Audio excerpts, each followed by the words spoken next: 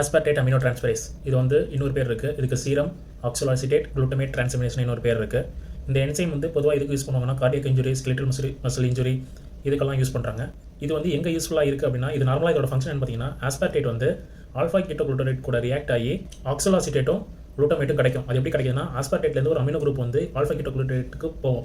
அது எப்படி போகுதுன்னா, இந்த பைரடாக்சல் பாஸ்பேட் விட்டமின் B6 வந்து இது ஹெல்ப் பண்ணுது.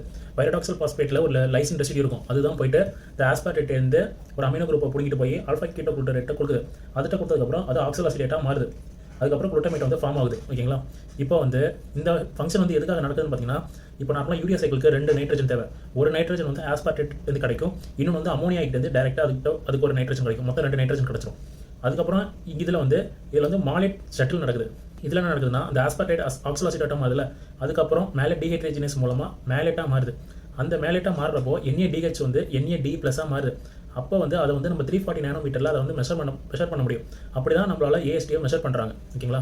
இந்த AST மொத்தமாக வந்து சைட்டோபிளாஸ்மிக் AST இருக்குது, அப்புறம் மைட்டோகாண்ட்ரியல் AST இருக்குது.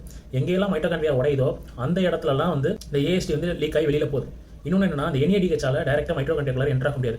ஸோ அது டேரெக்டாக என்ட்ரு ஆகிறதுக்கு இந்த AST தான் ஹெல்ப் பண்ணுது. இப்போது எங்கெல்லாம் அந்த மைட்டோகாண்ட்ரியா உடையும்னா, மோஸ்ட்லி இந்த லிவரில் ஹெப்போடோசைட்ஸ் இருக்குல்ல, எப்போல்லாம் லிவர் சிரோசிஸ் அப்போ ஹெப்போடோசைட்ஸ் உடையும், பேரஸ்டமால் டாக்ஸிசிட்டி இப்போ உடையும்.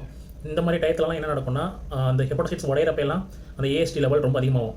நார்மலாக இந்த AST ப்ரிடாமினண்ட்டாக லிவரில் இருக்கும், ஸ்கெலிட்டல் மசில் இருக்கும், அப்புறம் ஹார்ட்டில் இருக்கும். இப்போ வந்து ஹார்ட் அட்டாக் வருது அப்படின்னா வித்தின் 6 to 12 ஹவர்ஸ்க்குள்ளார AST லெவல் வந்து ரொம்ப ரைஸ் ஆயிரும். அப்புறம் 12 to 24 ஹவர்ஸ்க்குள்ளார பீக்குக்கு போகும். அப்புறம் 24 to 36 ஹவர்ஸ் அப்போ திரும்பி நார்மலுக்கு வந்துடும்.